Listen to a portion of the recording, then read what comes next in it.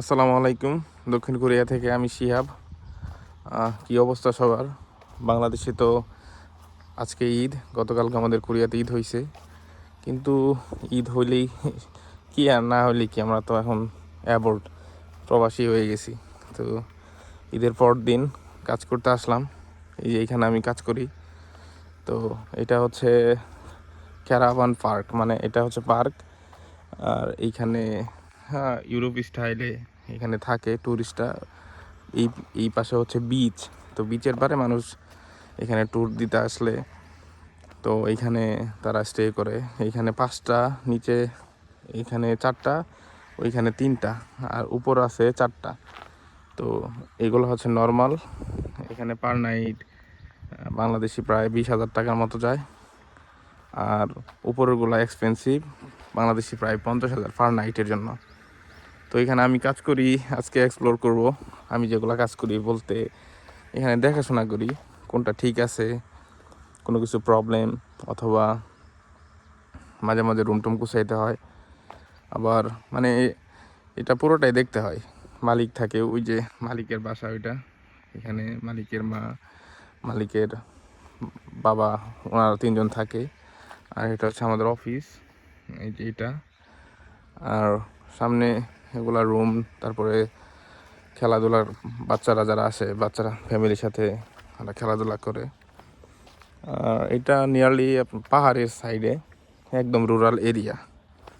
মানে এখানে বিচের জন্য মূলত এটা বিখ্যাত। বিচে যারা আসে তারা এখানে থাকে মূলত। এটা হচ্ছে আমাদের কাজের জায়গা। এখান থেকেই মূলত যা ইনকাম করি, আসি চলতেছি আলহামদুলিল্লাহ। মোটামুটি একটা ভালো স্যালারি পাই এখান থেকে। সপ্তাহে 3 দিন কাজ করি। তো মাঝে মাঝে 4 দিন যখন আমার ক্লাস থাকে না, এইখানে আর কি আসতে হয়।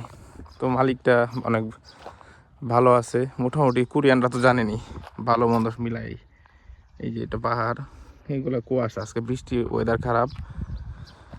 এটা হচ্ছে মোচাংপো। মোচাংপো থেকে, বিচে থেকে একটু সাইডে ওই যে হোটেল, ওইদিকে বিচ, এইখানে হচ্ছে এটা। তো দেখাবো এই রুমগুলা কেমন আর কি অবস্থা। তো এই হচ্ছে রুম, হচ্ছে ওয়াশরুম, ফ্রিজ, এই তো বেডরুম। এখানে সব কিছু আছে যারা আসে। এটা হচ্ছে চিলড্রেন বেড। চিলড্রেন বেড, এখানে শিশুরা থাকে। আর এটা সোফা, এটা এরকম রুট করলে এখানেও থাকা যায়।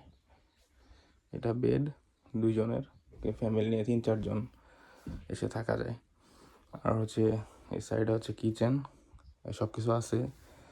এই পাশে গ্লাস, ওই পাশে হচ্ছে জিনিসপত্র, আর হচ্ছে ওয়াশরুম।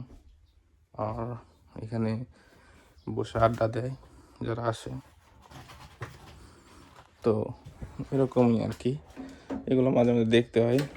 তারপরে মালিকের মা আছে, ওনারা দেখে। আরও একটা কাজের ইয়াসুদ্দিন আছে, একটা মেয়ে আছে, উনিও কাজ করে, আমিও কাজ করি। এটা হচ্ছে বারান্দা। তো এখানে আড্ডা দেয়। এই হচ্ছে অবস্থা। এইখান থেকেই কাজ করি, এইখানেই সব আলহামদুলিল্লাহ আছি মোটামুটি। আলহামদুলিল্লাহ ভালোই আছি।